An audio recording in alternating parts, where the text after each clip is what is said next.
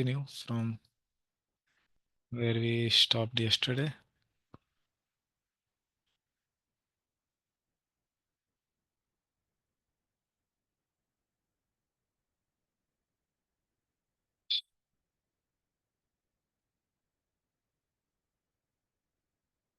So we have completed 11 limbs, sorry, 10 limbs, which are the do's of bhakti. First 20, as we discussed, are the doors to the bhakti, and first 10 are do's, next 10 are Recording in progress. don'ts. So now the 11 to 20, the don'ts of bhakti, what we should avoid in bhakti.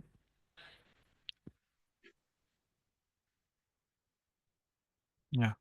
So here is the 11th. Shri Krishna Vimukha Jana Sangha Tyagaha. Giving up the association of those opposed to Krishna. Varamhuta Vahajwala Panchajarantar Vyavasthitihi न शौरी चिंता विमुख जरा संवास वैशेषम. Yes, Kishore Madhaprabhu, please read. Yes, bro. It is preferable to remain within a cage of blazing fire than to have the misfortune of living in the association of persons who are opposed to thinking of the Lord. Yeah. So here, uh,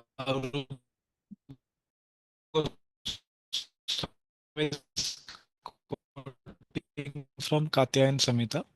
So it's dangerous to be in the association of non means it's preferable. Ram.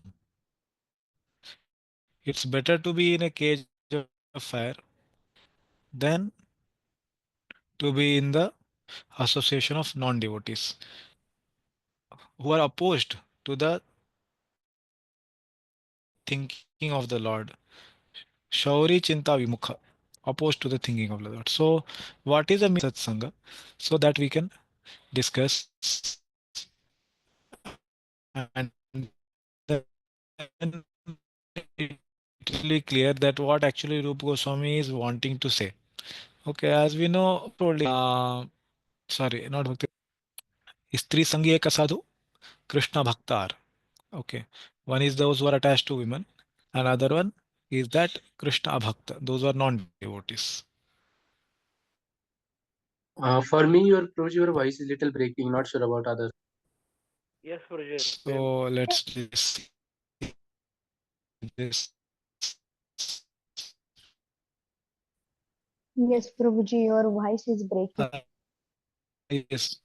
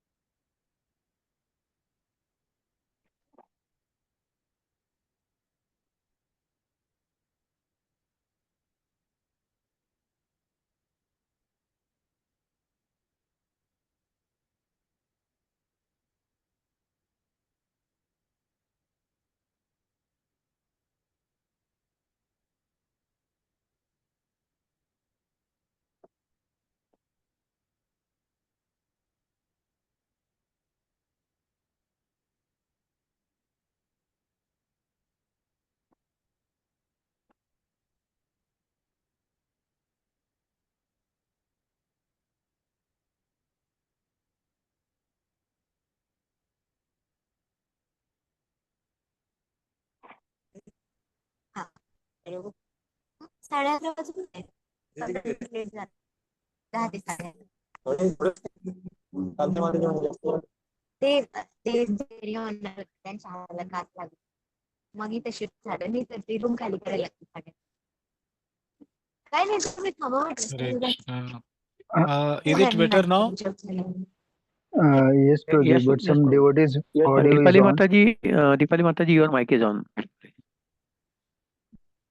Okay, yes. Keshav, please Yeah, read. yeah. That means the devotee should not engage in the activities mentioned in the fourth verse of Amrut with worldly people.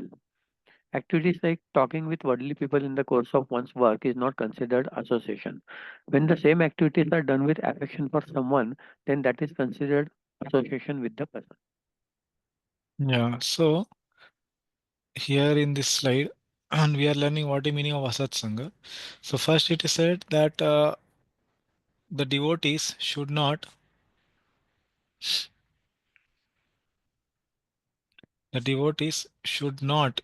engage in the activities mentioned in the fourth verse of Upadeshamrita with worldly people. So what he mentioned in the fourth verse of Upadeshamrita? 6 loving exchanges, correct? So dadati pratigrinati, guhyamakyati prichati, bhunkte bhojayate cheva, shadvidham, priti lakshanam. So those 6 should not be done with worldly people. What is the meaning of the worldly people? Those who are not devotees. Activities like talking with worldly people in the course of one's work is not considered asat sangha. Okay, like we may be studying in our colleges or wherever, or doing our job, or any other activity while going here there, we may have to do some communication. That is not considered as association. What is considered as association is 6 loving exchanges, sharing some confidential things with them, or telling them, oh, how much it is difficult in association of devotees, like that. Okay, so when the same activities are done with affection for someone, then that is considered association with that person. Okay, and generally we hear Mahat Sangha. Okay, the association of great saintly devotees we should do generally. Okay, okay. Next, 12th to 14th limb. Sishya Adi Anubandhitva Adi Trayam. These three are clubbed together. Which are the three? Attachment to disciples and the following two items. Okay. So here Rupa Goswami is saying from 7th canto, 13th chapter. न शिष्यान् अनुबन्धनीत ग्रन्थान् नैव अभ्यासेद बहून् न Dipali Mata, you can keep yours in mute and make me also co-host so that I can mute. Mukund Badruji, you have become co-host. Okay, okay, Mukund Badruji, you can assign host to me or Prabhuji. okay. I'll claim host. Okay. Just a second, let me first mute. Mm. Mm. You see it in Kirtan here, I think. Yeah. Okay. Yeah. So na vyakhyam upayunjita narambhan arabhet kvachit. Yeah. Yes, Prabhuji, Kishore Madhav Yeah. Prabhu. A sannyasi must not be eager to make unqualified disciples, nor should he unnecessarily read books that respect the Lord or give disclosures as a means of livelihood. He should not engage in big projects which distract him from his spiritual goals. Yeah. So three things are mentioned. So first here, a sannyasi must not be eager to make unqualified disciples. Okay. So as we discussed earlier also, the disciple should be qualified. What is the qualification? Yesterday we read one point was Jigyasu Shreya Uttamam. We should be looking for the highest benefit in his life. He should not be doing some absurd inquiry. Okay. He should be looking for Shreya Uttamam. What is that? Krishna Prem. That should be his question to Guru. That how can I attain Krishna Prem? Hmm. And related inquiries. Okay. For that, it may be required to ask, okay, how I should maintain uh, whatever needful is there for doing our devotional service, that one can be asking for relevant persons. Okay. Yeah. Nor should he unnecessarily read books that disrespect the Lord. So there are some books which are in our Gaudiya Vaishnavas Sampradaya, obviously, which are dedicated to the Lord and which create a respect for devotees and for Lord when we read them. And there may be some books which may be written by outsiders who may be blaspheming the Lord or the devotees. So they create disrespect in our heart because they have disrespect in their heart that can also get transferred to our heart, which is very dangerous. So we should be remaining away from that. Or give discourses as a means of livelihood. Or speaking Bhagavad Gita, Shrimad Bhagavatam, Chaitanya Charitamrita, and earning a regular money from that. Okay. Yeah. So it's yeah, obviously it is a principle in Bhagavad Gita that any yajna which is done should be completed with charity. Okay. So any devotee or any person is doing some certain activity. So as a Brahmana, he may ask for some charity. Okay. Because that yajna is not considered completed until unless the charity is offered. But if the Brahmana thinks that that charity has to be offered to me, and he does the yajna with that consciousness, then it is not very good. Okay. So from his side, he should be unexpecting, unassuming. And from the side of the audience, they should be very much feeling grateful to him and they should be giving the charity. Okay. That is how Vedic system is. Okay. And then he should not engage in big projects with which distract him. Obviously, like Srila Prabhupada built so many temples which created the spiritual ambience in the whole city, whole country, like that. So that is very much appreciated. But here what is told is that which distract him from spiritual goals. Okay, something which is not spiritual. That big project one is taking. Okay. Yeah, please read. Uh, Shishyadi Anubandhitva Tamodar. Attachment Just to read from disciple. here. Yeah. This rule means that one should not accept unqualified disciples. This is because we see examples of Narada and others taking disciples, though they were very renounced. Correct. So what was the rule mentioned here? A sannyasi must not be eager to make unqualified disciples. Okay, so if somebody is qualified, he should be accepted. If somebody is not qualified, then he should not be accepted. That is a simple rule. Okay. Yeah. Yeah. Continue. If the rule was literally followed and no disciples were made, then Sampradaya would be destroyed because there would be no lineage. Consequently, there would be an appearance of false knowledge. Correct. So one should surely accept qualified disciples. Why? So that they can propagate that knowledge ahead. Okay. Like that. Yeah. Thus, the rule that a devotee should not be attached to making disciples actually means that the devotee should not accept unqualified disciples in order to increase the numbers in one's Sampradaya. The injunction that one should not study many scripture means that one should not study scriptures other than Vaishnava scriptures opposed to Bhagavatam. Yeah. So the first point is being communicated still that the rule that is devotee should not be attached to making many disciples actually means that devotee should not accept unqualified disciples. Okay, somebody is qualified, then he should be accepted in order to increase. And one should not accept unqualified disciples just to say that yeah, one should increase the number of sampradaya or the number of ISKCON members should be more than any other community. It's not like that. Okay. Then second point, the injunction that one should not study many scriptures means that one should not study scriptures other than Vaishnava scriptures. So those which are there, Gaudiya Vaishnava scriptures that we should surely study, whether it is our current acharyas or Srila Prabhupada or previous acharyas. One should study all the scriptures of Bhagavatam. Sometimes devotee have a misunderstanding that we should read only what is given by Srila Prabhupada because Prabhupada never wanted us to read any previous Acharya's books. Sometimes they have understanding like that. That is a misunderstanding. So for that, I will like to show a conversation here. Okay, which is there.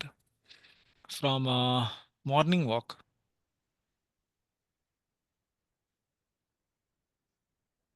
Yeah, this is a Morning Walk conversation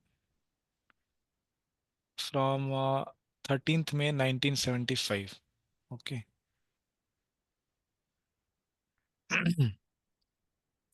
So here Prabhupada is having a conversation with one devotee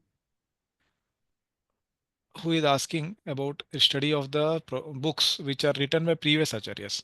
Uh, Okay, I will open this and show you. Hmm.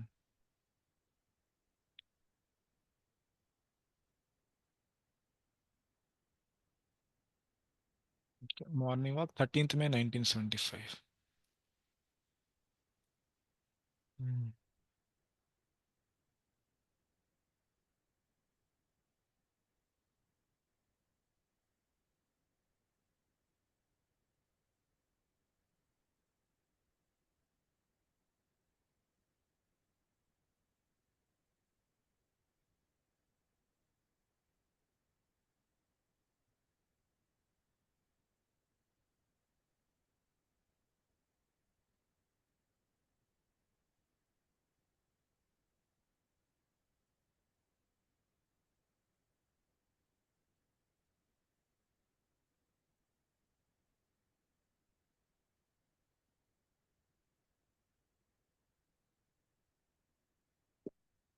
Okay.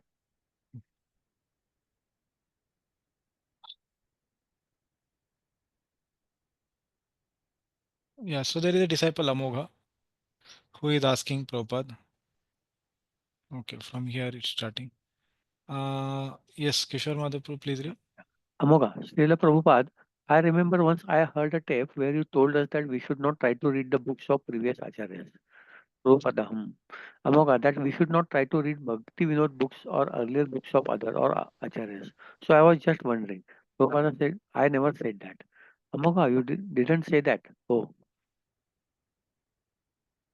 Prabhupada, how is that?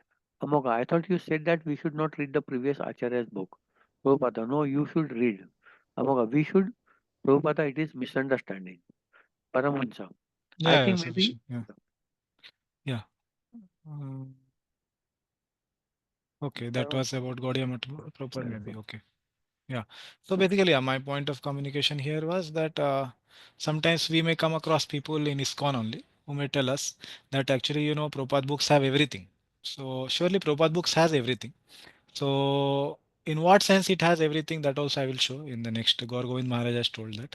So, but they will tell us that no, you should never refer to any of the Acharya's books. Why? We don't know why they are saying like that. Maybe that they don't have time to read, so they are telling others. Okay, so here Prabhupada has clearly told, no, you should read. Okay, so and yeah, it's very, very important that we read in sequence, obviously, that we read Prabhupada books very nicely and thoroughly. And then when we want to know more details, that because Prabhupada, as we have seen in our Bhagavad Gita study, he tells directly from Baldev Vidyabhushan and then tells from Vishwanath Chakravarti Thakur.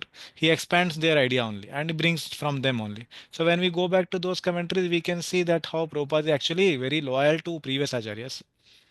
And if Prabhupada is told that Prabhupada, I am reading only your books, he'll be very angry. Like today morning, also Bhagavatam class, we were hearing. Tamal Krishna Maharaj was telling to his disciple that you are not reading previous Acharya's books, Bhaktivinoda Thakur and all. He told, but Prabhupada told we should not jump Acharyas, right? First, I mean, I should read only Prabhupada books. So Tamal Krishna Maharaj asked, but have you read my books? So he told, no, I did not read your books. So you have already jumped one Acharya. So, so basically, that you should read. So Tamal Krishna Maharaj told you should read my books, obviously. Then read Prabhupada's books thoroughly. And then read all previous Acharya's books also. Okay, so if somebody in ISKCON says to us that, yeah, Prabhupada told never to read previous Acharya's books, then we can show them this is a reference.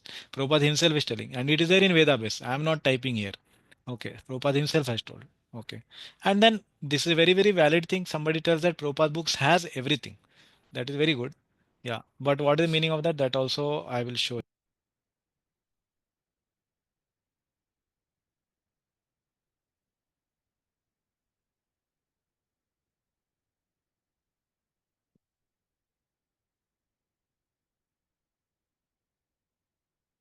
Yeah. So there is a reference in Veda base. Actually, there is a book which is written by His Holiness Gaur Govind Swami Maharaj.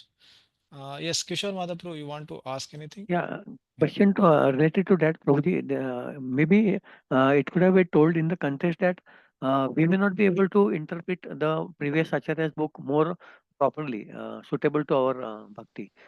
We may misinterpret. So that could be one of the reason why it could have been said that you don't refer.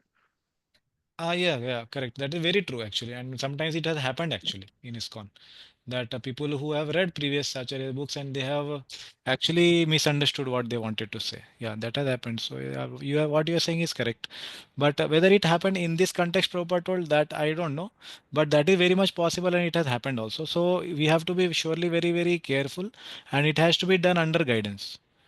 Okay. And if somebody is getting a meaning which is not as per the teachings of Prabhupada, then he has to confirm from his guru or Siksha Guru, Diksha Guru, whoever he is learning from. Because it's never independent reading like some magazine or some novel. Those books are not like that. Okay. So if somebody is getting meanings which are opposite to what Prabhupada wants to give and other current acharyas are giving, then one should clarify. Is it okay, Proji? Yeah. So, yeah, another point I want to add in that. Surely one has to do it under guidance, but one has to be also not going to other extreme, saying that I should never read because, or one should not tell to others also you should never read because you will get misunderstood or you will misunderstand what previous acharya is telling and you will deviate. Okay, if that was the case, Prabhupada would have himself told that nobody should ever read in ISKCON. Okay. So there are devotees who are mature, there are devotees who are immature. That is there in every society, in every country, every place. You take 10 people in that there will be some mature, some immature. So just because there are some immature people, that doesn't mean that mature people also should be not given the privilege. Okay, na? Yes, Muni. You want to say something? No, no, Prabhuji. Yeah. Okay. So now I'm going to show one thing that many devotees, when they say that Prabhupada books has everything, that is very much true. Surely Prabhupada books have everything. But what is the context of it and why Prabhupada is saying what he is saying? That Gaur Govind Swami Maharaj has told. I will show that from his book. Okay.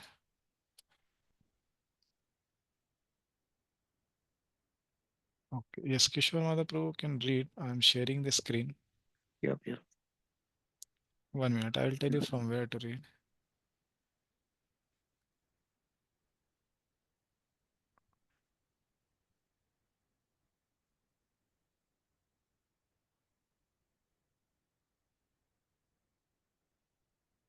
Yeah. Read from here. Yeah. DOT 3. I had one friend who left ISKCON and went to Vaishnav. Yeah. Went to a Vaishnav outside. He was criticizing, saying that the morning program Srila Prabhupada gave is very elementary. But now with your Just 1 association, minute. Yeah, this is a book by Gaur Govind Swami Maharaj, Mathura meets Vrindavan. You can see above. Okay, and that after all the chapter there is appendix where question and answer are included. So we are reading from there. Yeah, continue. but now with your association, I am seeing that all the prayers that Prabhupada gave, such as Sri Radhika Madhava, Aparam, Madhurya Lila, Nikunja, and the Tulsi prayers are all very rasika, very, very elevated. Gaur Govind Swami, yes, that is our goal. You must achieve the goal. You cannot jump to get it. You should go step by step. Yeah, so basically, as we hear now also in ISKCON, that sometimes those who are neophytes and immature, they tell that in ISKCON, they criticize when they are inside ISKCON or they go outside also, they criticize like this. What they criticize? Saying that the morning program Srila Prabhupada gave is very elementary. But now with your association, means Gaur Govind Swami Maharaj, his association, I am seeing that all of the prayers that Prabhupada gave, such as Sri Radhika Madhavi or Apara, and Madhurya Lila, Gunarup Nam Nam, all that Nikunja, and Jai Radha Madhav, Kunja Vihari, this we sing right every day. Tulsi prayers, Yei Nivedana Daro, Sakhira Anugata Karo. All these are very rasik and very very elevated actually. Okay, but why we are not able to see, or why some people will not be able to see, that will be because they will be not having the association of great devotees and they will be trying to understand through their own intellectual exercises. So Maharaj is saying, Gaurav Swami Maharaj is saying, yes, that is your goal, that is our goal. you must achieve the goal. Okay. What is the goal? That what Shri Radhika Madhavi or Apara, all that things. Okay. You cannot jump to get it. You should go step by step. Okay. Yes, we will continue. Yeah.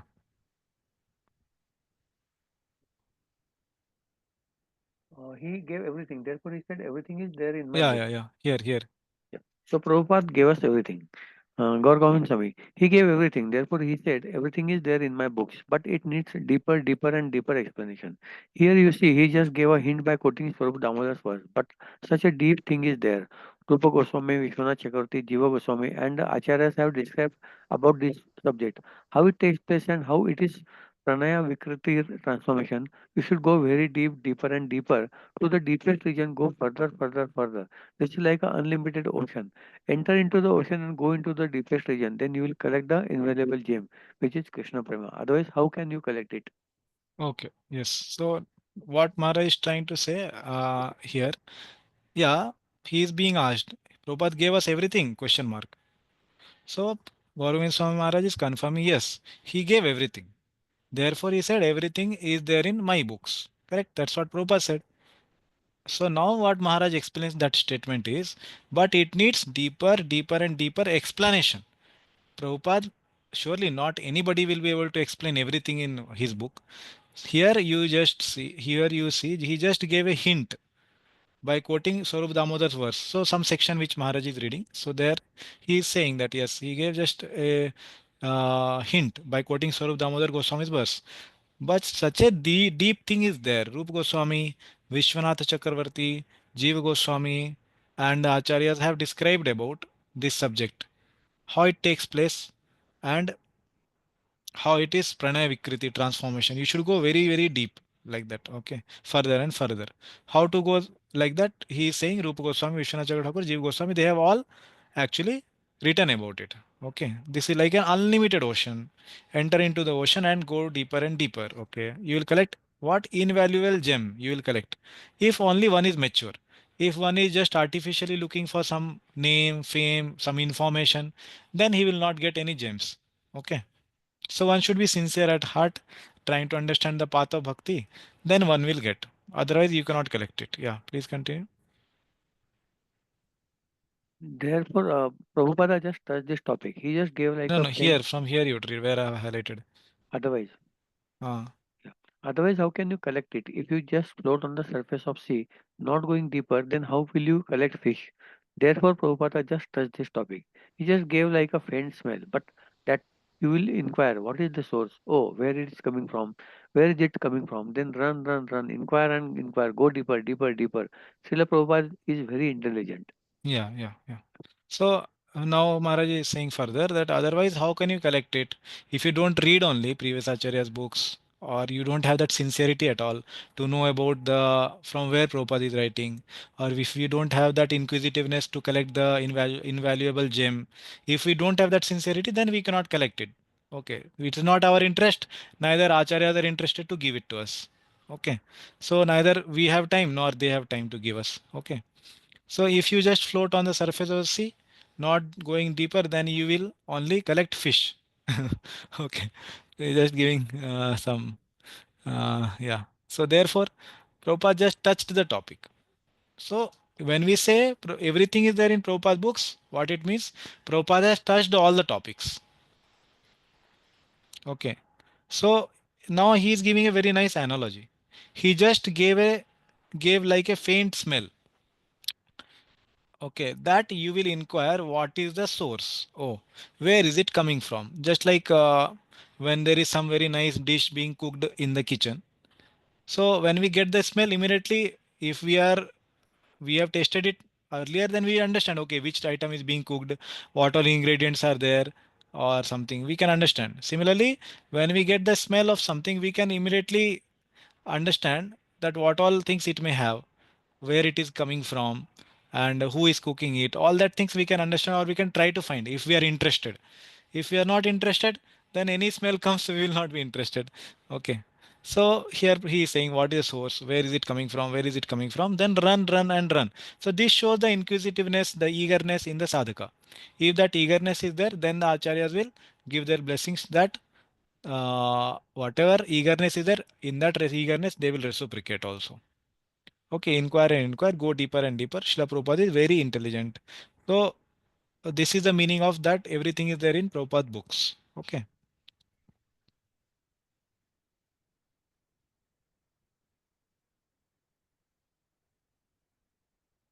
So the point here is that one should not read books which are not authorized by our Sampradaya and Vaishnava scriptures, but one should be very eager and thoroughly learn what is there in the our Vaishnava Gaudiya Acharya's scriptures. Okay.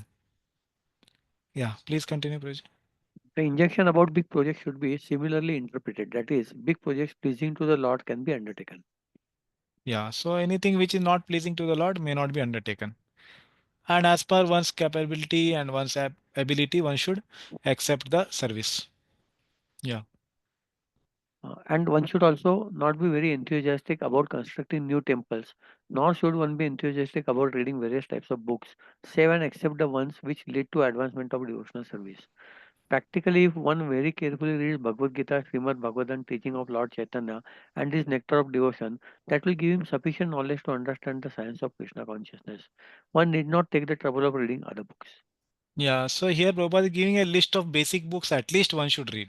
What are the list of basic books? He is giving at least Bhagavad Gita, Srimad Bhagavatam, teachings of Lord Chaitanya. And that time Srila Prabhupada had not written actually Chaitanya Charitamrit. Okay, so this can be because this book which we are reading, Nectar of Devotion, this is the very first book which Prabhupada actually printed.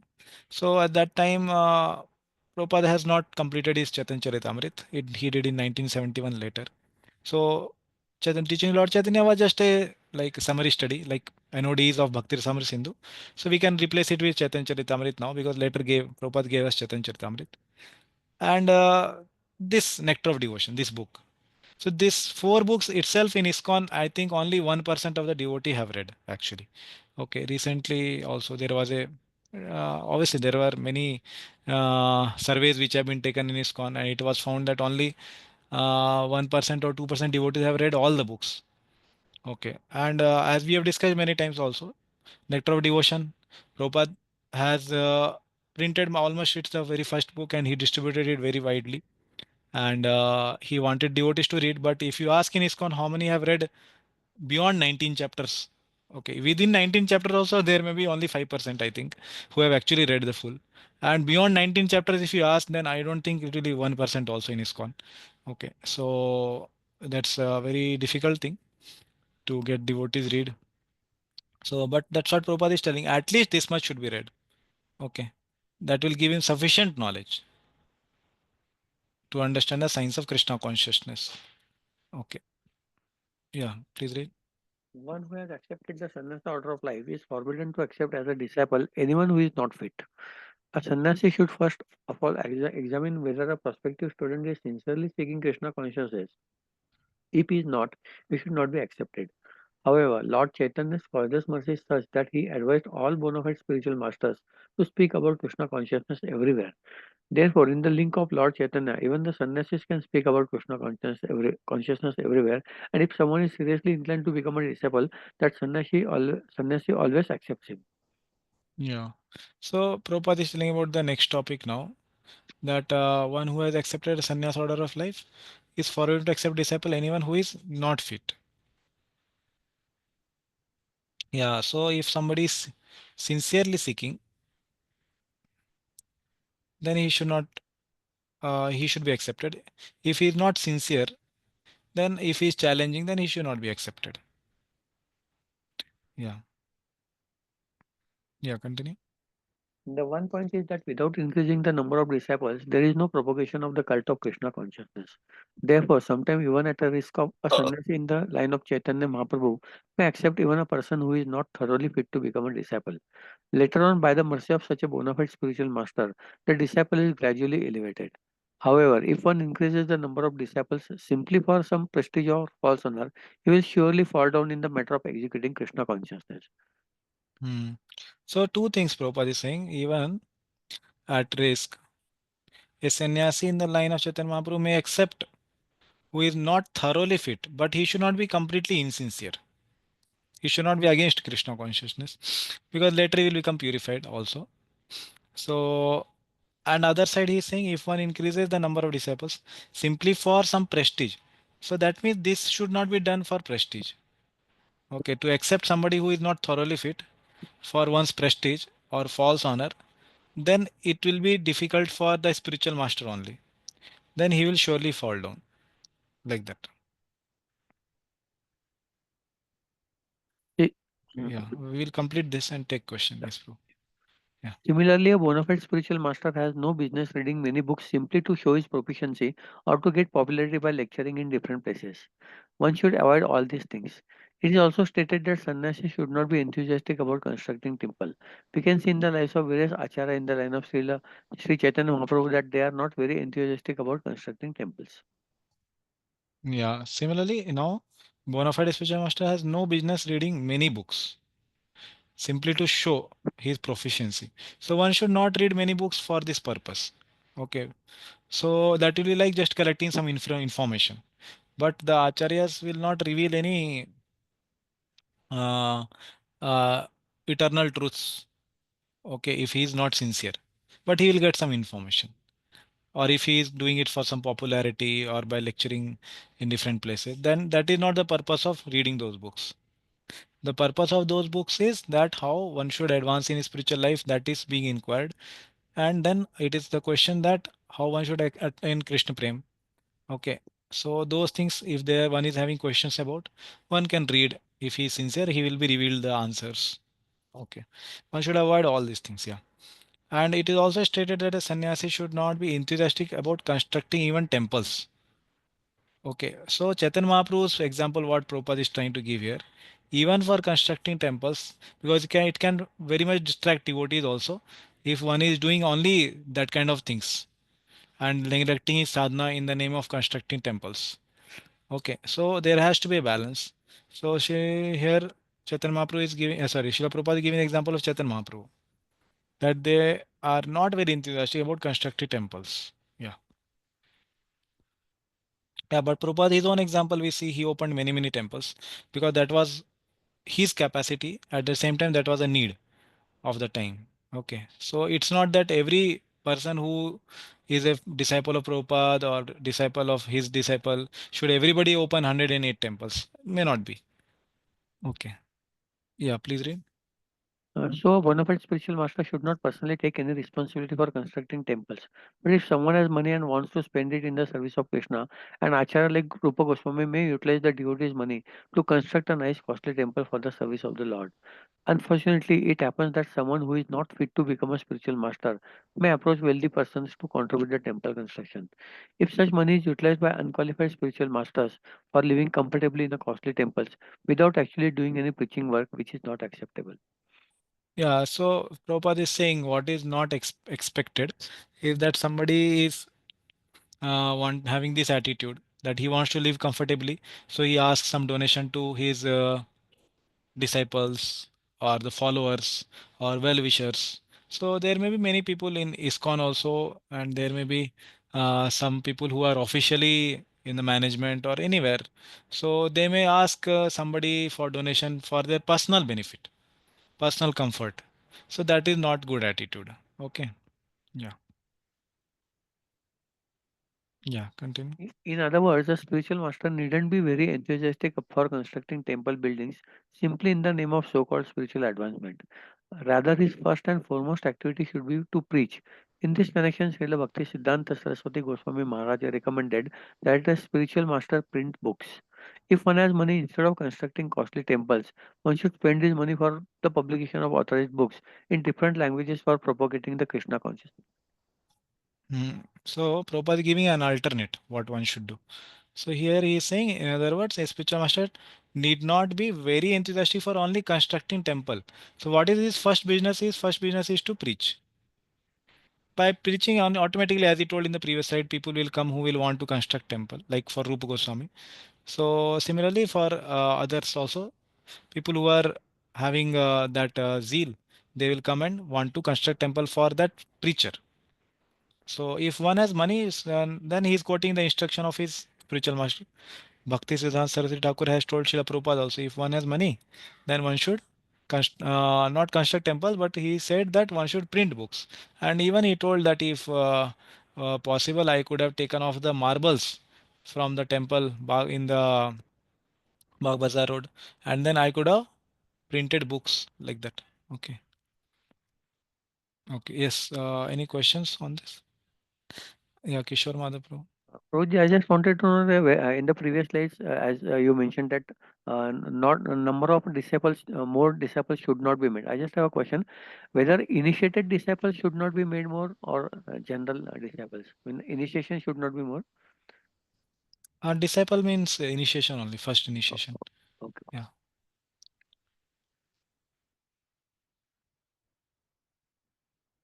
Okay. 15th. Vyavhare api akarpanyam. Not feeling miserable and not performing degrading acts in distressing circumstances. Alabdhe va vinashte va bhaksha achhadan sadhane aviklava matir bhutva harim eva dhiya smaret. Okay. Somebody else can read. Yes, Anuradha Mataji, please read. Yes, yes, Hare Krishna. Being undisturbed, avil kalava Just matir read the bhutva. English. English. Yeah, Okay. just reading. When one does not attain food or clothing, or when these things are lost, one should not remember the Lord with one's intelligence. Padma Hmm. Purana. Yeah. So Rupa Goswami is quoting from Padma Purana for this principle of not feeling miserable. Aviklava. Okay, aviklava. And not performing degrading acts. So it is a human tendency that one is disturbed in provoking situations. And Prabhupada has told that the greatness of a person is estimated by his ability to tolerate the provoking situations. Correct. So something similar here. We can say that is based on this sloka. So alabdhe, when one has not attained, labdhe means to attain. Alabdhe means one has not attained. Va or vinashte or something has been destroyed. What has been not attained or destroyed? Bhaksha. Bhaksha means something which is eatable. Achhadana or something by which we cover our body or a home or a house like that. Okay. Sadhane. Those instruments by which one is either fulfilling the needs of the body like that. Aviklavamati. So one should not be disturbed in his mind. Harimeva dhiya smaret. By his intelligence, he should smarana, do remembrance of Hari. Like that is the point here. Yeah. Yeah. Please read. Yeah. This injunction applies to the devotee practicing smaranam, etc. The devotee absorbed in service, however, will perform service corresponding to the materials he obtains, and thus will make efforts to obtain those items if these items are not present, instead of simply remaining indifferent to loss or lack of those items. Yeah. So devotee absorbed in service, however, will perform service corresponding to the material he obtains.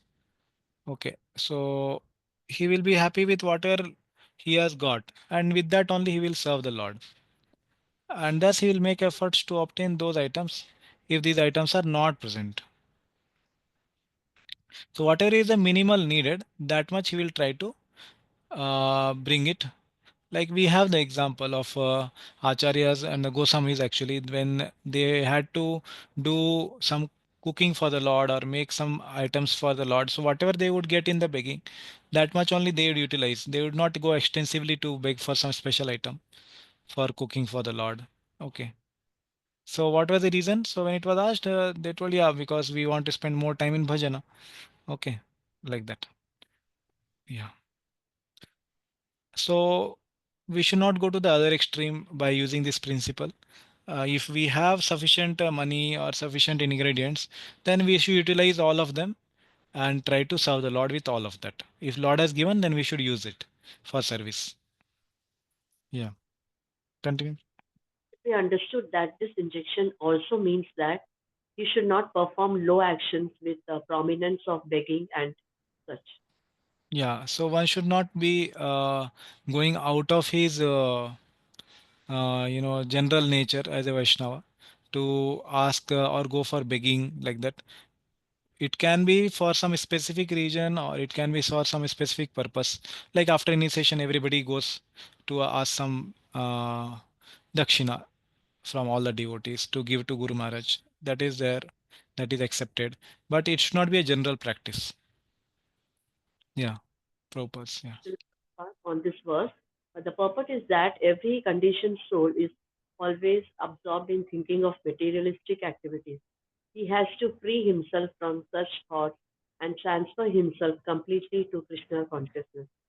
As we have already explained, the basic principle of Krishna consciousness is to always think of Krishna. One should not be disturbed in material laws, but rather should concentrate his mind upon the lotus feet of the Lord. Same thing. Yeah. One should not be disturbed in material laws, but rather should concentrate his mind upon the lotus feet of the Lord. Yeah. So to the degree one is spiritually absorbed, to that degree he will not be disturbed in material laws. So it's very, very normal to be disturbed actually in material laws for conditioned souls for us. Okay. But we should try to follow the teachings of previous acharyas and Prabhupada as much as possible. Yeah. 16th, Sokadi Avasha Vartita, not being controlled by lamentation or other emotions. So Shoka Amarsha भावैर आक्रांतं यस्य मानसं कथं तत्र मुकुन्दस्य स्फूर्ति संभावना भवेत्. Okay, Sri Gangaputra Prabhu, please read. How it is possible for Mukunda to appear in the mind of a person whose mind is with lamentation, anger, or other emotions? Padmapura. Yeah, so Rupa Goswami is quoting from Padma Puran. He is saying Soka, that is lamentation, Amarsha. Okay, Shoka, Amarsha. Here, yeah, anger. Adibhir, and those negative or mode of ignorance qualities basically. Okay, these are mode of ignorance qualities. So akrantam is one is just possessed by those qualities. Okay, what is possessed? The mind, manasam. The mind is possessed by these qualities. So what will happen then? The question is asked, Katham tatra mukundasya.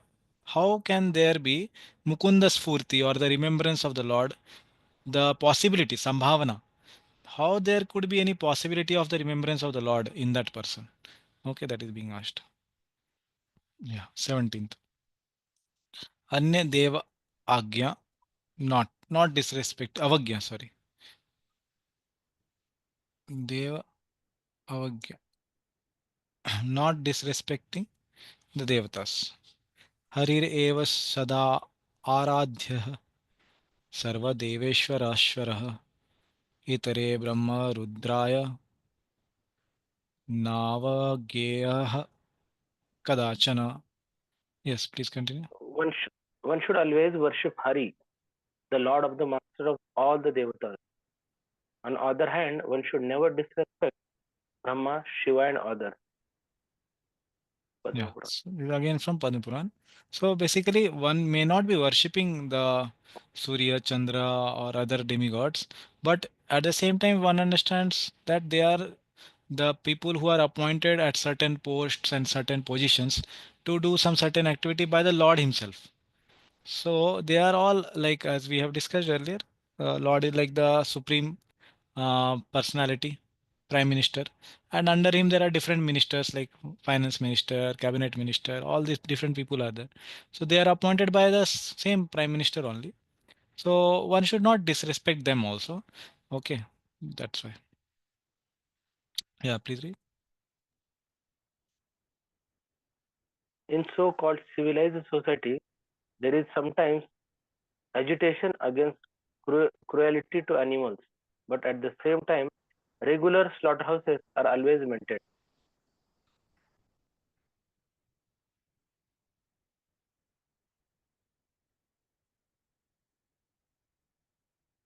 Your voice is not audible.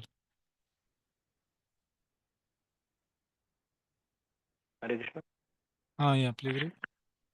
A Vaishnava is not like that. A Vaishnava can never support animal slaughter or even give pain to any living entity. Yeah. 19th.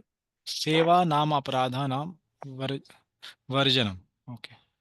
Avoiding seva and nam aparadha. Mama archana aparadha ye kirtayante vasudhe maya vaishnavena sadate tu varjaniyah varjaniyah prayan prayatnatah. Yeah. The, de- Yeah. the devotees Continue. should the devotees should avoid the offenses in deity worship described by me, O earth, at all times and with great care. Yeah. So this is quoted from Varapuran. So Lord is saying that devotees should avoid the offenses in deity worship, and not only deity worship, even any of the devotional limbs. Deity worship is mentioned as a representative of all the limbs of bhakti. So described, what are described by me at all times with great care. Prayatnatah. So they should do prayatna or endeavor to avoid offenses, not become careless. Okay. Yeah. Sarva aparadha kridapi मुच्यन्ते हरि संश्रयः हरेरपि अपराधान्यः कुर्याद्विपद पांशवः नामाश्रयः कदाचित् स्यात् तत्र तरति एव स नामतः नाम्नो अपि सर्व सुहृदो हि अपराधात् पतति अधः. Yeah. A person who commits all offenses is freed from all those offenses by taking complete shelter of Hari, but the two-legged animal who commits offenses against Hari is freed from those offenses by taking shelter of Hari's name. However, though the name is the friend of all, by committing an offense against the name, the person falls to the lower region. Padma Purana. Yeah, so we have heard Hari se bada Hari ka naam, correct? Na? This very very nice actually composition, which is actually based on this shloka only. That even somebody may commit offenses to Lord himself, but he can be rectified by chanting the holy names of the Lord. Okay, by taking the shelter of holy name of Hari. Okay, yeah. There is one more shloka where it says, I'll try to show that.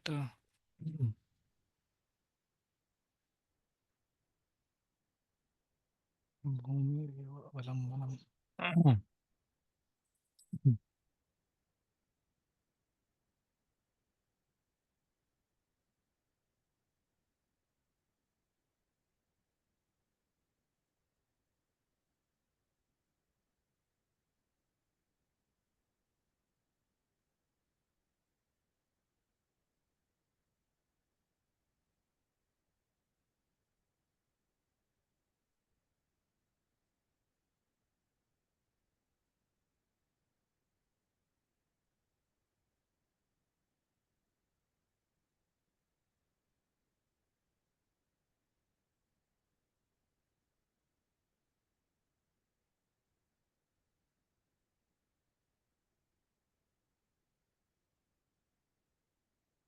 Okay, I'm not getting that shloka. Okay, basically it says that one commits some offense towards the earth, then he has to take shelter of the earth only and then get up. Okay, Bhumi Reva Avalambanam. Okay, I'll see it later and show. Yeah. So basically here it's saying that if somebody offends Lord Hari, he can take shelter of holy name of Hari and he can be rectified. But if somebody has offended the holy name itself, then person falls to the lower regions. And here we should understand it's not only holy name, but all the principles like and the other limbs of bhakti are all mentioned by mentioning the name holy name. Okay. It's not only Nama, it's all the limbs like studying of Bhagavatam, deity worship, or Dham Aprad, or staying in Mathura or other Dham. All those are represented by this one limb. Okay. We should never think that only that limb is mentioned here. Okay. That is mentioned in principle by Vishwanath Chakravarti Thakur. I will show in Madhur Kadamini. He has mentioned. Okay. Yeah, so I will show that section anyhow we have to read of what is Namaparad and what is Sevaparad, because generally we don't have the proper understanding what is Namaparad and what is Sevaparad. Okay, so we'll read that part. Mm,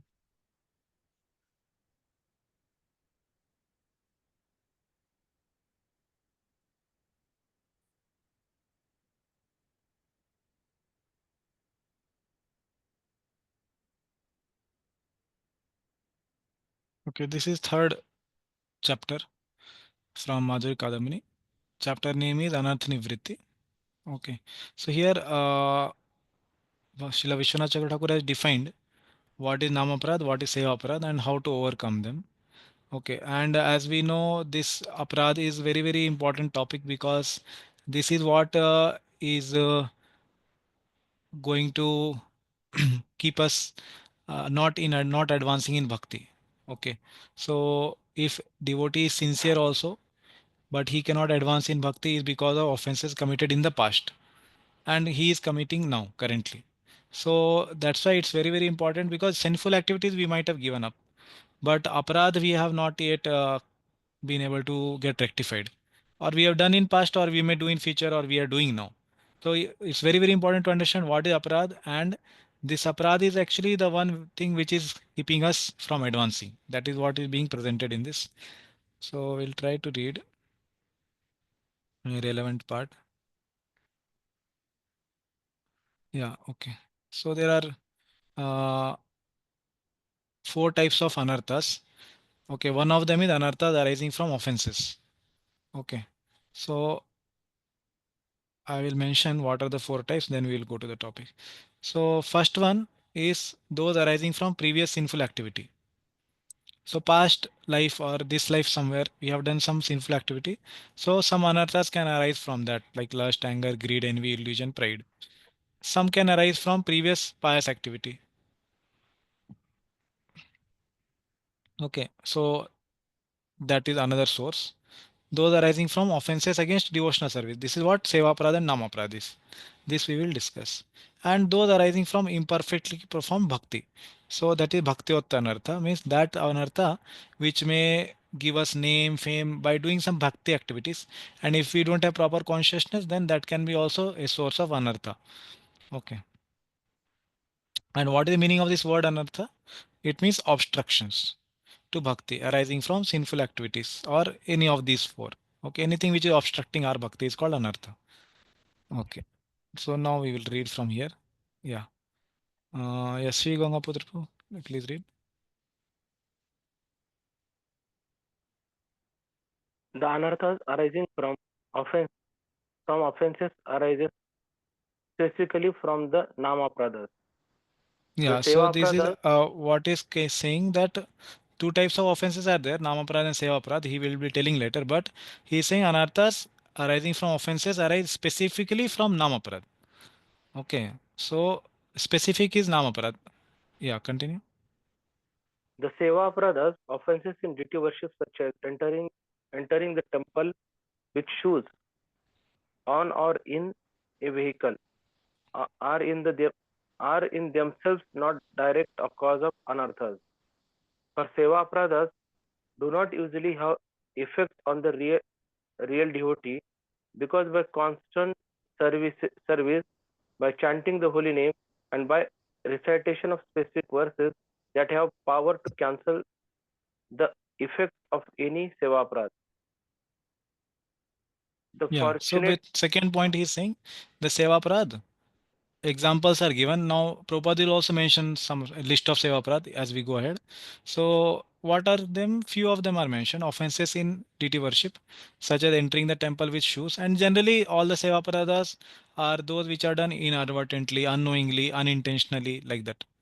Okay, are in themselves not a direct cause of anarthas. So Sevaparad he is saying they do not generally cause anarthas or obstruction in bhakti. What causes obstruction is Namaparad. Okay, that is clear. So how will this Sevaparad, if somebody has done, how it will go away? So he's saying it can be rectified by reciting some specific verses or other methods like that. Okay. Yeah, continue. The fortunate attentive devotee produced Yeah. daily destruction of effects of these offenses. However, if one careless, thinking he can take advantage of the protection offered by above measures, his seva aparadha becomes nam aparadha and anartha that will obstruct his progress. He is guilty of the nam aparadha of committing sin on the strength of the holy name. Yeah. So now one very important principle is being told is that if one is careless, thinking that he can take advantage of the protection afforded by the above measures. What are the above measures? Recitation of specific verses, okay, or chanting of the holy name. All these things, if he thinks that anyhow, seva aparad, I may do sometime, but these can be rectified by just chanting of these stotras or these mantras. All these things can be anyhow rectified, right? These are not very serious things. It keeps on happening. Today I may do, tomorrow that person may do, then again I will do. If somebody has this kind of mentality or chalta hai, uh, anyhow, Lord is Bhavgrahi Janardana. He accepts what is in the heart. All these things, if one starts giving reasoning, then what happens? These all Sevaparad becomes Namaparad. Okay. So this is important. And then what is the point? That Namaparad then is very difficult to remove. The effects of the Namaparad is very difficult to remove. Okay. So he will become guilty of Namaparad, of committing the sin on the strength of the holy name, seventh offense. Yeah. Yeah, continue. Committing sin on the strength of the name means committing sin on the strength of all the actions of bhakti, not just the name. They Yeah, so all destroy. basically here, as I told earlier, so whenever this word is used, na, that one of the limb is mentioned, committing sin on the strength of the holy name, naam ke bal par paap karna, we say seventh offense. So it's not only the name, it's reading Bhagavatam also. Because Bhagavatam can purify one from offenses or sinful activity. Or going to Dham, or taking bath in Kumbh Mela. So these all things are then seventh offense for him. If he is doing with that mentality that today I will go and remove my sins, then tomorrow I will continue, and next again after 12 years Kumbh Mela is again going to come. So whatever again committed all that sinful activities again I will remove anyhow. So this is called what? Seventh offense. It's not only chanting of the holy name. So this I am not saying. This Vishwanath Chakravarti Thakur has said that committing sin on the strength of any limb of bhakti. It may be any limb. It may be a small limb, or it may be a big limb, or it may be in middle. All that will come considered under seventh offense. Okay.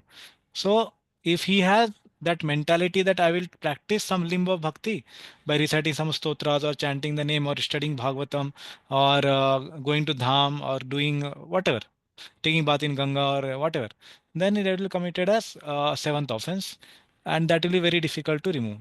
Okay. Yes, continue, Praji. They all destroy the effects of sin. Even according to Dharma Shastra, scriptures dealing with the code of karma, if one willfully commits sin on the strength of prashchitta, remedial measures of commission of sin, then the effect of the sin will not be destroyed but rather increased.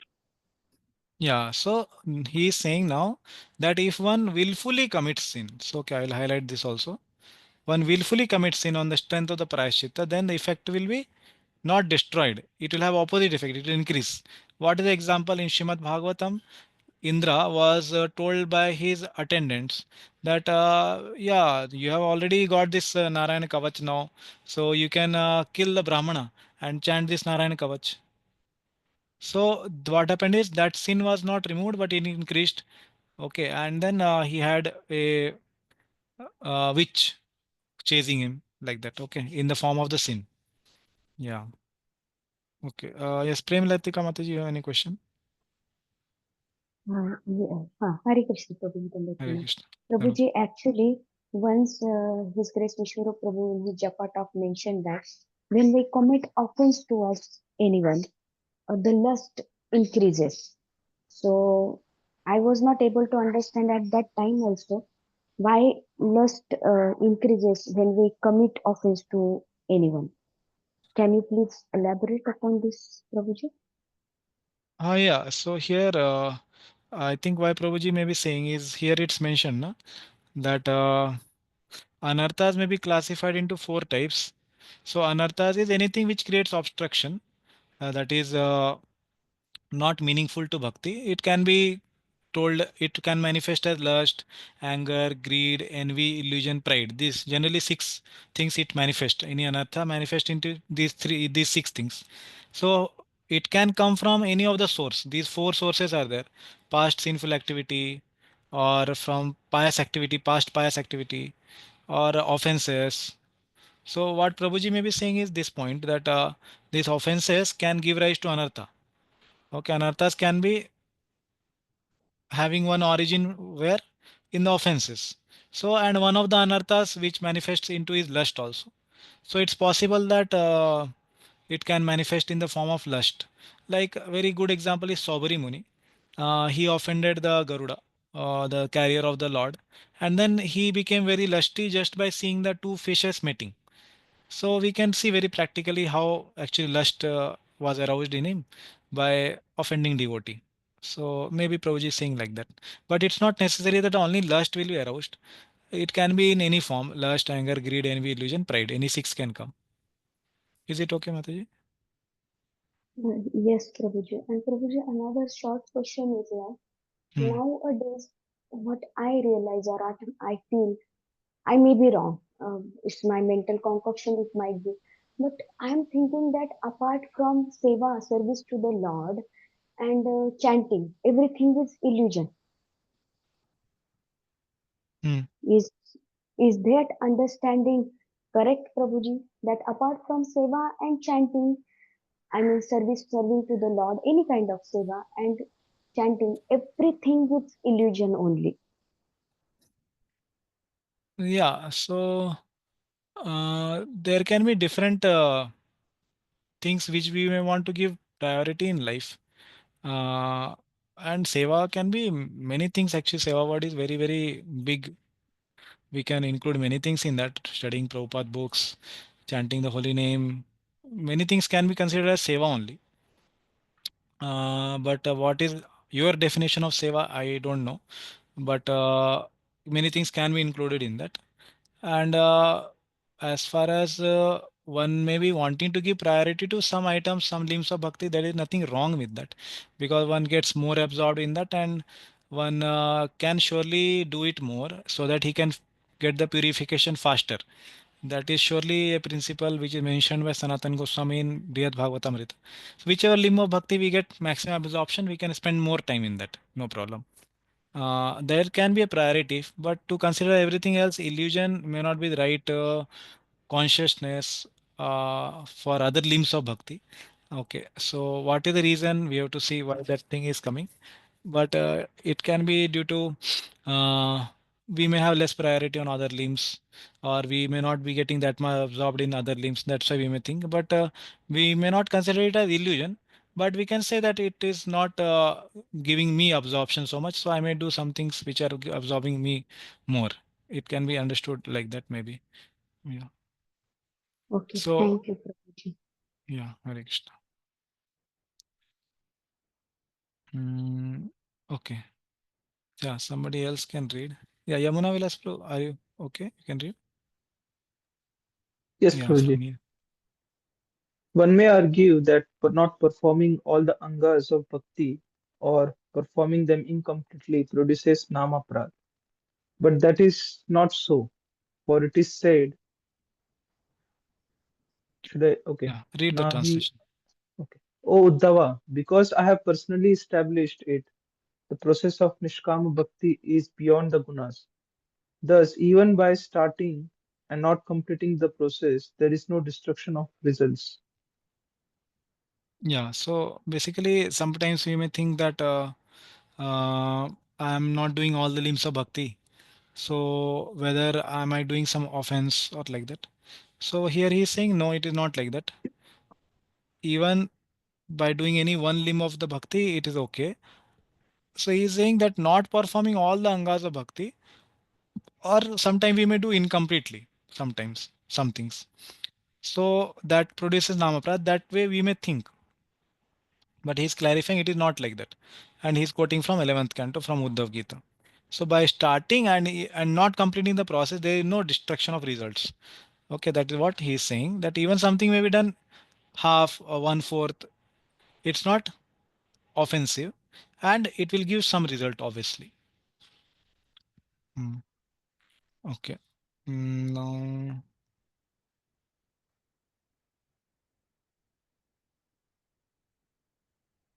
yeah, and how do we understand that we have committed offenses? What is the thing that we understand that offenses are present in us? That also will be told here. Okay. Yeah. Uh, yeah. Please read from here. One should not one should also not say that he commits the 32 seva apradhas but receives no effect from him, since the verse states that he takes shelter of the method described by the Lord. Bhagavata Prokta Upaya. Further, Prajit, Yeah. Yeah. Continue. acts like going in front of the Lord, wearing shoes, and riding in a palanquin are forbidden. Concerning seva apradhas, it is also said, Harer api apradhanya kuryat vipada pamsana. He who commits offenses to the Lord is a two-legged animal. Padma Puran. Seva apradhas are condemned in the scriptures. Yeah, so this was about Seva Aparad. So one should not say that he commits 32 Seva Aparad, but there is no effect because we can chant always some stotras or some chanting of the holy name we can do to remove. Same thing, what earlier it was told in Bhakti Samra Sindhu, that will convert into Nam Aparad because he is doing it knowingly now. Okay, and read this last paragraph. If the namapratas, whether long-standing or recent, have been committed unconsciously, but their presence is indicated by the result, that is, lack of advancement, the only recourse is to chant the name constantly. By that, steadiness in bhakti will gradually be attained and offenses will be neutralized. If namaprad is committed in full knowledge, then the following points must be taken into account. Yeah, so now he is saying Nam Aparad is surely more grave. We understood. Whether long standing or recent have been committed unconsciously, they are presently indicated by the result, that is lack of advancement. So one will not advance in bhakti quickly. So that is meaning that one has committed namaprad. And earlier also we read a verse from second canto that the heart is surely steel framed, who upon chanting of the holy name does not cry tears. Correct. So that purport we read, Prabhupada says that it is because of the aparad of the past. That one, as soon as he chants the holy name, if he doesn't get tears, that means he has offenses. So the what is the remedy of that is to constantly chant the holy name. Okay. By that, steadiness in bhakti will gradually attain and offenses will be neutralized. Okay. So if Namapara is committed in full knowledge, then the following points must be taken into account. Okay. Then it tells that okay, if it is Vaishnava what one should do. Okay.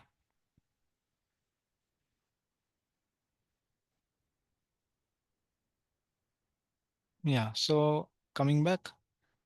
So here aparadhas we discussed. Now Prabhupada will give the list of the seva aparadha. Okay. Yeah. Yes, Yamuna Vilas, continue.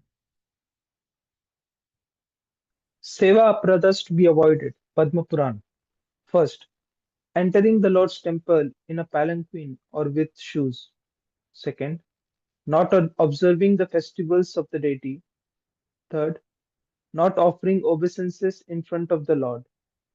Fourth, offering prayers to the Lord in an unclean state or after having eaten without washing properly. Fifth, offering respect with one hand. Sixth, circumambulating in front of the Lord. Seventh, spreading the legs in front of the deity. Eighth, clasping the hands on the knees in front of the deities. Ninth, lying down in front of the deity. Tenth, eating in front of the deity. Okay. So these are the list of seva aparadha he mentioned. And more, I think, extensive list mention of Srila Prabhupada also in Bhakti Samri Sindhu. One can see there also. Yeah, 20. Okay. Yes, Yamuna. Prabhuji, what's the reason? Like, usually, when we have Tulsi Aarti, the main altar is closed. Is it because, as it's mentioned here, I think, yeah, the same sixth one. circumambulatory? Yeah, I think, yeah, same thing. One should not circumambulate Tulsi or other Vaishnavas also in front of the Lord, because whenever Lord is present, two, three principles are there. One should not talk in front of Lord, one should not cry, or one should not spread one's leg, because Lord is given most utmost respect. That's why. Okay. Here also, Okay. lying or eating, all these things are same principle. Yeah. Yeah. Okay. 20. Tanninda asaishnuta. Not tolerating criticism of the Lord or his devotee. निन्दां Bhagavat शृण्वंस तत्परस्य जनस्य वा ततो नापयति यः सोऽपि याति अधः सुकृताच्युतः. Yeah, continue. Yeah. Anyone who fails to leave that place immediately where he hears criticism of the Supreme Lord or his faithful devotee will certainly fall down, bereft of his pious credit. Yeah. So anyone who fails to leave that place where there is the Vaishnava being criticized, so he will certainly fall down and he will become bereft of his pious credit, even bhakti credits also. So that is considered as accepting the offense to the devotee, like that. Yeah. So there is a verse which we have read earlier. We'll see fourth canto. कर्णोऽपि धाय निर्यादेद कल्पयिषे धर्मा वितर्य शृणिभिर्निभिरस्य माने छिन्द्यात् प्रसह्य रुसतिम् असतिं प्रभुश्चेत् जीवामसुनपि ततो विसृजेत् स धर्मः. Yeah, please read. When the protector of religion, a master, is insulted by uncontrollable people, one should leave that place, blocking one's ears. If he cannot kill the person, or he should die, if possible, he should forcibly cut the tongue of the offender who speak badly and then give up his own life. That is the correct procedure. Yeah, so this verse we have discussed already earlier. Yeah, please read. Because the Kshatriya is qualified for punishing, he should cut out the tongue. Among the other three Varnas not qualified to punish the criticizer, the Vaishya and Shudra should punish themselves by giving up their life. Because it is not proper for the Brahmana to give up his life, he should block his ears, remember Vishnu, and go away. Yeah, so as we have discussed, it should not be done haphazardly or in whatever way is told, but one should identify himself also in what varna or ashrama he belongs to. If one is a kshatriya, yuddhe cha apalayanam, so all these six qualities are mentioned in Bhagavad Gita, that kshatriya's qualities, guna and karma vibhagusha, based on his guna qualities and his activities. If he is a qualified kshatriya, then he can cut the tongue of the person. And for other varnas like Vaishya and Shudra, they should leave their body, like that. Okay. But if they are devotees, then obviously it doesn't apply. Okay. And for Brahmana also, he should be he's supposed to be knowledgeable of the Shastras, and he should be able to defend the person or block his ears and go from there. Yeah, continue. Srila Prabhupada on this verse. In one of Lord Chaitanya's Sikshashtaka verses, it is stated the devotee should be more tolerant than the tree and more submissive than the grass. He should offer all honor to others, but may not accept any honor for himself. In spite of Lord Chaitanya's being so humble and meek as a devotee, when he was informed about injuries inflicted on the body of Sri Nityananda, he immediately ran to the spot and wanted to kill the offenders, Jagai and Madai. Yeah, so what is the principle here? So Lord Chaitanya never wanted honor for himself. But when it was for the case of others, like Nityanand Prabhu or other devotees, so he was very eager to give them protection and do whatever was there needed. So for us also it's similar, that if it is for ourselves we are having some trouble, then we may do the minimal, whatever is the minimum needed. But if we see that Lord is being disrespected or other devotees are being disrespected, then we can do our best to stop that. Yeah, continue. This behavior of Lord Chaitanya's is very significant. It shows that a Vaishnava may be very tolerant and meek, foregoing everything for his personal honor. But when it is a question of the honor of Krishna or his devotee, he will not tolerate any insult. There are three ways of dealing with such insults. If someone is heard blaspheming by words, one should be so expert that he can defeat the opposing party by argument. Yeah, so similar thing, Prabhupada is saying that he may be tolerant for his personal purpose, but for other Vaishnavas and for the sake of Lord, he does the best possible. We can see from the example of Jiva Goswami also and Rupa Goswami. So when uh, one of the Vaishnavas, he came and told Rupa Goswami that there are some corrections in your book, Bhakti Samri Sindhu. So Rupa Goswami very humbly accepted and he told, yes, yes, please correct. But Jiva Goswami later, to protect the dignity of his Siksha Guru, Rupa Goswami, he actually tried to debate and protected the Bhakti Sam Sindhu, and he proved that there is no mistake in this book. So then that the Vaishnava actually came and told Rupa Goswami that, yeah, actually Jiva Goswami has opened my eyes and there are no mistakes in this. So all that happened. But the principle is that Jiva Goswami was ready to protect the dignity of Rupa Goswami and his book.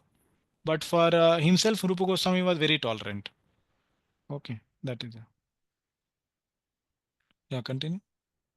If he is unable to defeat the opposing party, then the next step is that he should not just stand there meekly, but should give up his life. Yeah, so The first thing third, was yeah, mentioned. Yeah, 1 minute. Yeah, three ways of dealing Prabhupada is saying. Yeah, so first he is saying one should be so expert that he can defeat the opposing party by argument. So one should be learned in Shastra to defeat. That is first. If not, then second, he's saying that he should give up his life. Yeah, continue.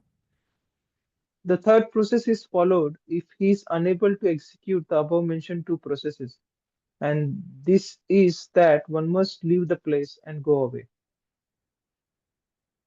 Hmm. If a devotee does not follow any of the above mentioned three processes, he falls down from his position of devotion. Yeah, so one should do at least one of these three. And the first one is the simplest, where one can actually defeat the person with argument. Hmm. Yeah, okay, 21st. So first 20 we have completed, which are most important, which are considered to be the doors of bhakti. So first 10 were do's and next 10 were don'ts. Now the general limbs of bhakti will be described 21 onwards. And last 5 will be most potent limbs. Okay. So 21st. Atha Vaishnava Chinna Dhriti. Wearing the marks of the Vaishnava. ये कंठलग्न तुलसी नील नलिनाक्षमाला ये बाहुमूलपरिचिह्नित शङ्खचक्राः ये वा ललाटपलकफलके लसदूर्ध्वपुण्ड्रास् ते वैष्णवा भुवनम् आसु पवित्रयन्ति. Okay. Arun Prabhu, would you like to read? Is my voice clear, Prabhuji, or there is some background disturbance there? Yeah, okay. Somebody else can read them. Yeah, Yeshamati. Those Vaishnavas who have tulsi beads, lotus seed beads, and japa beads around their necks, uh, who have their shoulders marked with the signs of conch and chakra, and who have tilaka on their foreheads, quickly purify the earth. Padma Purana. Thank you. So he's saying those Vaishnavas who have Tulsi beads, basically marks of the Vaishnava, which we have. So what is them? Tulsi beads, lotus seed beads, like Chaitanya Mahaprabhu gave to Raghunath Das Goswami, japa beads, around their necks. Okay. So japa beads are not around the neck, but other two. In that also tulsi bead only. Okay. So who have their shoulders marked with signs of conch and chakra. So yeah, generally in Sri Sampradaya, they heat the metal and then they give shank and chakra mark on the body. But for us, it may be like 12 tilak we put. And who have tilaka on their foreheads, quickly purify the earth. Yeah. 22. Namakshara Dhritihi, wearing the syllables of the name. Harinamakshara yutam Bhale Gopi Mridandkitam Dandakitam Mrida Ankitam Mridankitam Tulasi Mali Kor Koraksham Sprishurna Yamobodhataha. Yeah, continue. The servants of Yama will not touch those who have the names of Hari on their body, who have Gopi Chandan Tilak on their foreheads, and who have Tulsi beads on their chest. Skanda Puran. Yeah, so here the glories of the process of bhakti is actually being told as sixth canto also. It was quoted. uh, that one who even once chants the holy name, so not even their dreams will the Yamadutas approach them like that. Swapne pe pashyanti na chirun niskritah. Like that. Swapne api na pashyanti. They will not see even in the dreams. So here specifically it is told who have names of Lord Hari on their body. Hari Nam Akshara Yutam. And who have Gopi Chandana Tilak on their foreheads. And who have Tulsi beads on their chests. Skanda Puran. Yeah.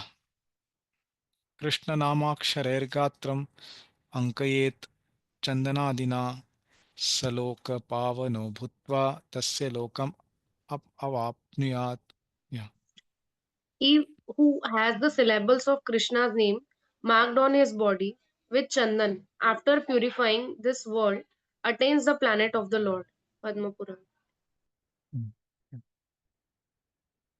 23rd. Nirmalaya Dhritihi, wearing the garlands used by the Lord. तव त्वयो उपभुक्त श्रगंध वासो अलंकार चर्चिता उच्चिष्ट भोजिनो दासास तव मायाम जय मही. Yeah. Simply by decorating oneself with the garlands, fragrant oils, clothes, and ornaments that you have already enjoyed, and by eating the remnants of your meals, we, your servants, will indeed conquer your illusionary energy. Yeah. So the 11th canto mentioned that what are the glories of this limb of bhakti of decorating ourselves with the garlands, basically the nirmalya, fragrant oils, like after offering the fragrance to Narsimhadev, we also accept, and clothes of the deities, ornaments that they have honored. Yeah. So what you have directly already enjoyed, and by eating the remnants of your meals, Uchishta Bhojinaha, so Mahaprasad of the Lord.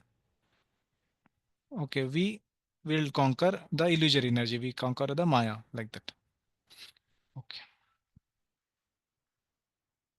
Krishno Krishnottarinam tu nirmalyam यस्यांगं स्पृशते मुने सर्वरोगैस्तथा पापैर् मुक्तो भवति Narad. Yeah.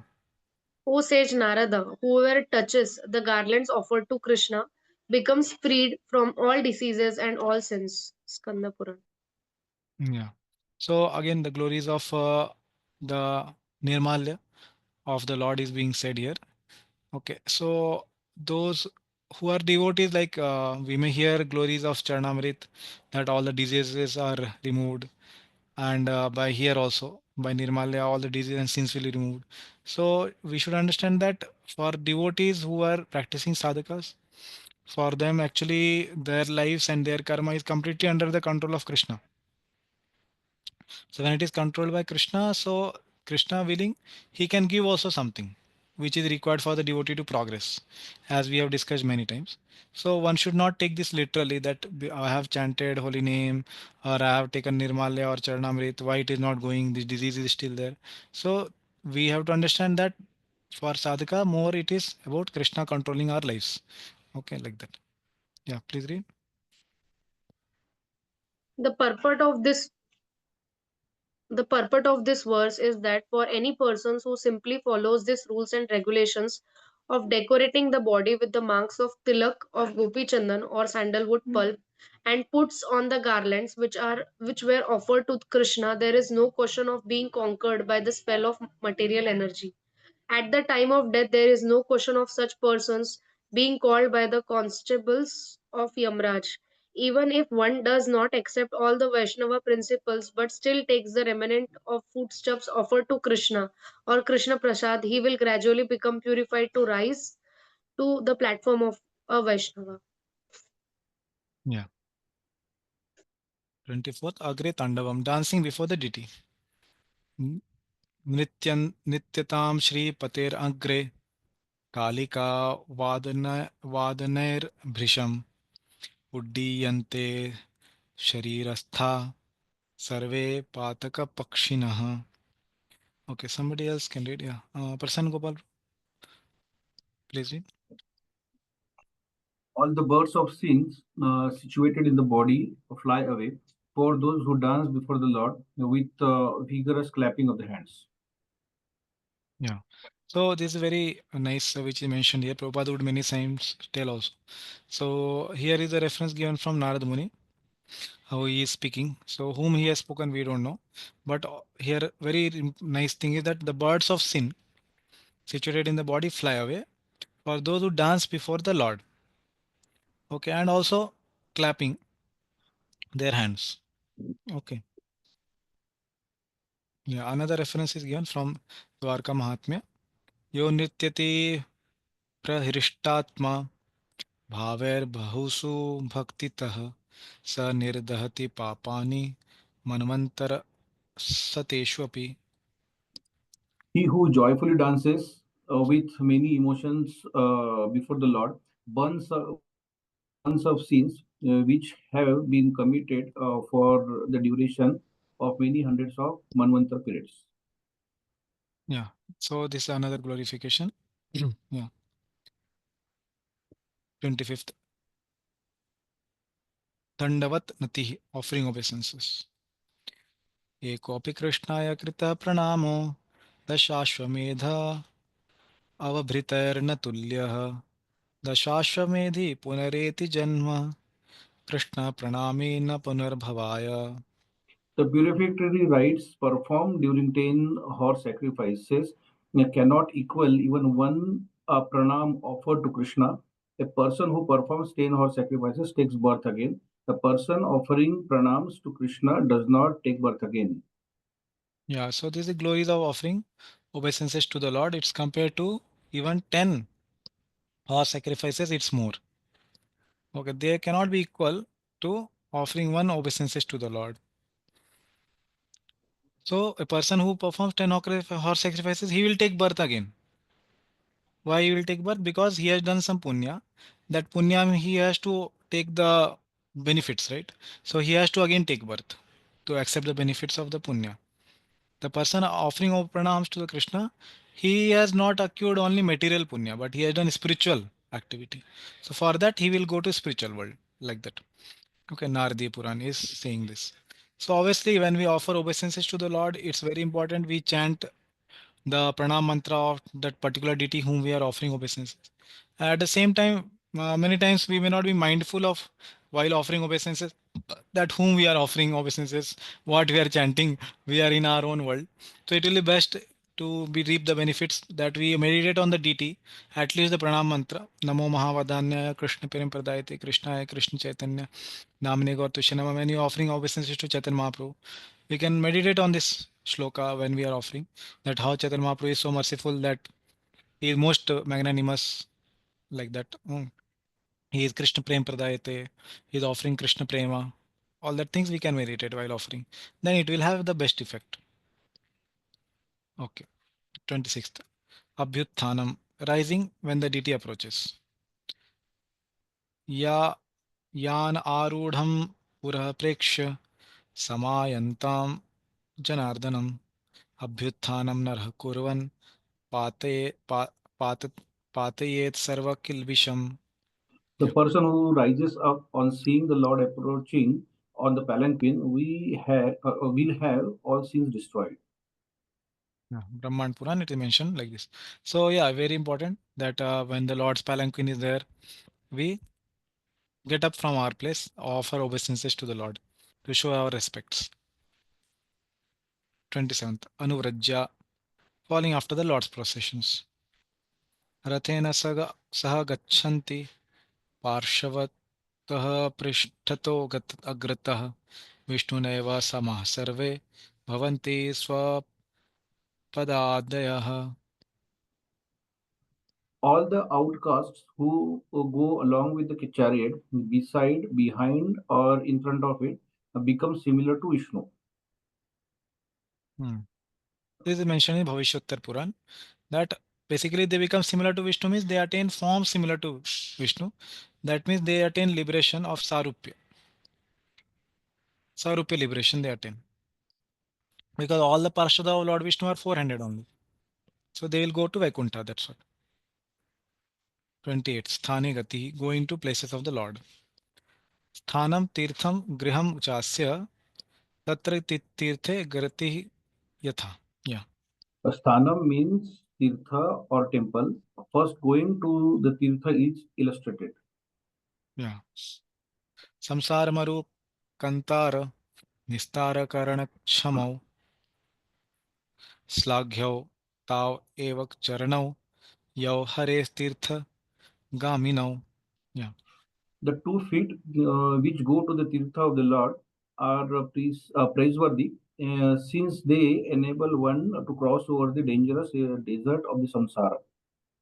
Yeah. So 2 feet which go to the Tirtha, holy places of the Lord or the temple. Prabhupada has mentioned that also are praiseworthy since they enable one to cross the dangerous desert of the samsara. Okay. Pravishan alayam Vishnoh darshanartham subhaktiman na bhuyah pravishen matuh kukshi karagriham sudhihi. The intelligent person who enters the temple of Vishnu with devotion to see Lord does not again enter the prison of mother's womb. Yeah, Hari Bhakti Shuddhodaya mentioned this that one who enters the temple of the Lord, he will not again enter into the womb. So we don't take it literally in the sense that just like Rathetu Vamanam Drishtva na Punarjanam Bhavet. So one who has seen Lord Jagannath on the chariot, he will not take birth again. Or it's mentioned that one who has pulled the Lord's Ratha cart once, he will never take birth again. Or here it's mentioned. So these are show in the sense that they will give devotional pious credits and he will not take birth again by the law of karma. Okay, but he will be taking birth surely to complete his bhakti in the sense that now his karma may be destroyed, but he is under the supervillains or the surveillance of the Lord. He will take birth again to complete his bhakti by the Lord's plan. How and where Lord will plan for him. Law of karma will not plan for him. That is the meaning. Not that should be taken literally. Okay. Vishnu Pradikshani Kurvan. Yeah, this 29th Parikrama circumambulation. Vishnu Pradakshini Kurvan Yastatra Avavartate Punah Tad Eva Vartanam Tasya Punarnavartate Bhave. Okay, somebody else can read. Aruna Mataji, will you be able to Yes, see? Pranam. Read. Yeah. Yes, Pranam. If a person circumambulates Vishnu and returns to the same spot after that returning guarantees that he does not return to another birth. Yeah, similar thing. So circumambulating also similar principle that he doesn't return to another birth means that again law of karma will not be controlling his life. Okay, he'll be under the control of Lord's spiritual energies. Yeah, Chaturvaram Brahmibhistu Jagat Sarvam Characharam Krantam Bhavati Vipragrya Tatirtham Gamanadikam. O best of the Brahmanas, those who circumambulate the Lord 4 times surpass the world of moving and non moving creatures. This surpasses going to Tirthas.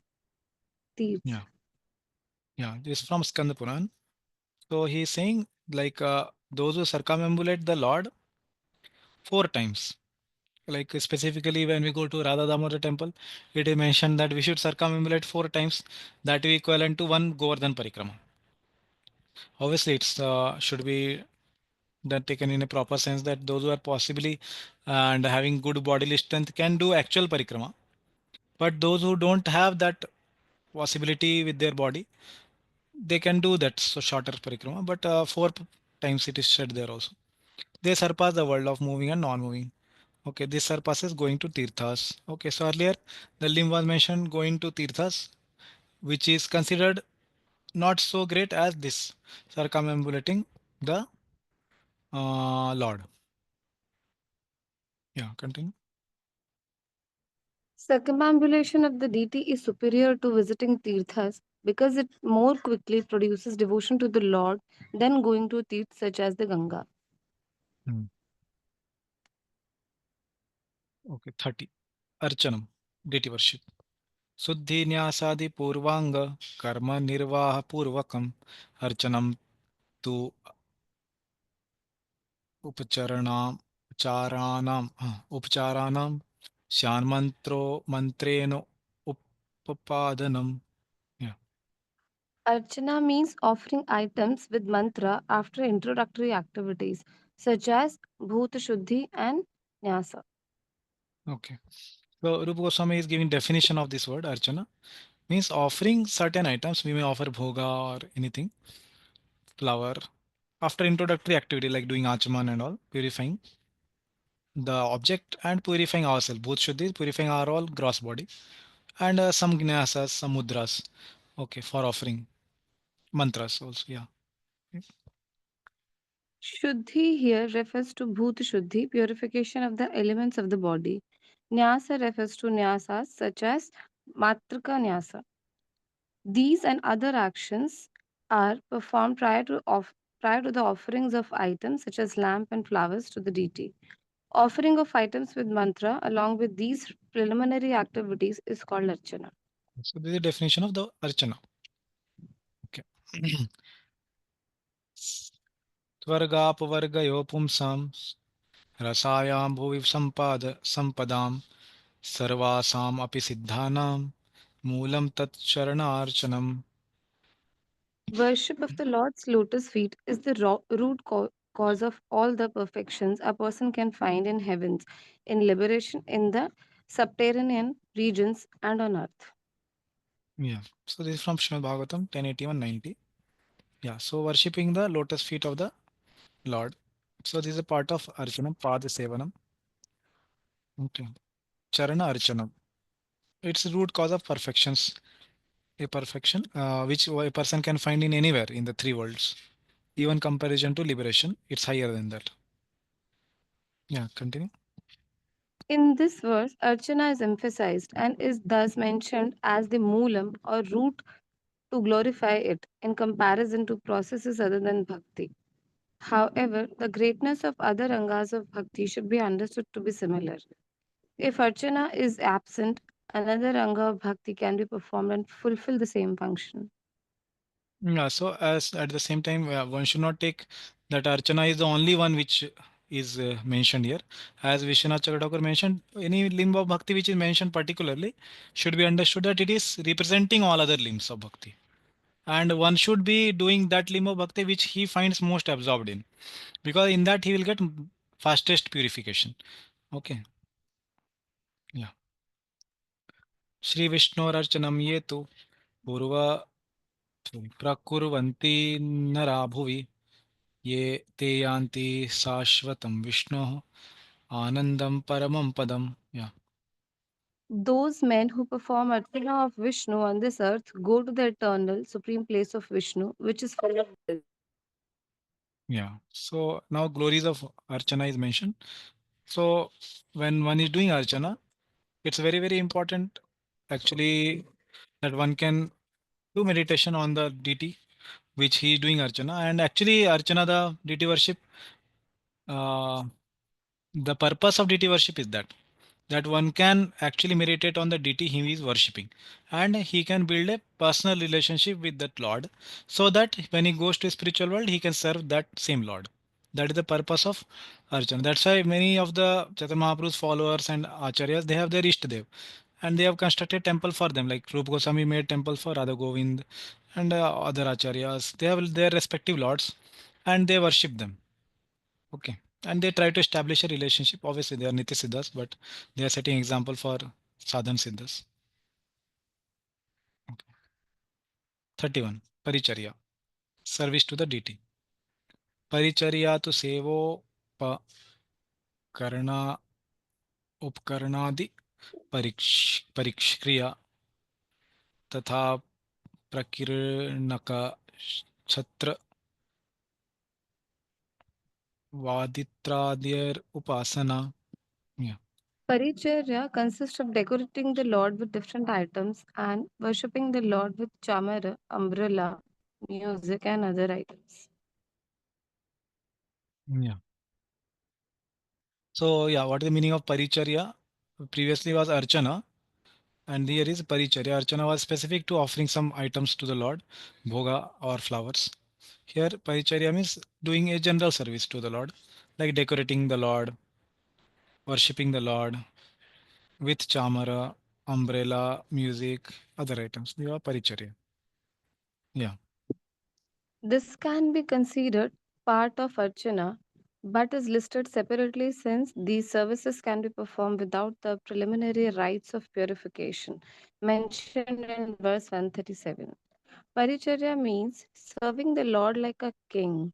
There are two types, decorating with items and worshipping with chamara, etc. Yeah. So archana is can be including paricharya, but because paricharya like offering music or offering the chamara, they don't need the rites of purification. Obviously, we can try to purify chamara or the peacock feather, but it doesn't need the mudras and nyasa and purification of the body, etc. Yeah. मुहूर्तं वा मुहूर्तार्धं yes तिष्ठेद्धरी मन्दिरे स याति परमं स्थानं किं तु सुरा शुश्रूषणे रताः. Yeah. If one remains in the temple of the Lord for one muhurta or even half muhurta, he goes to the supreme abode. What then to speak of the person engaged in the paricharya of the Lord? Nadya Purana.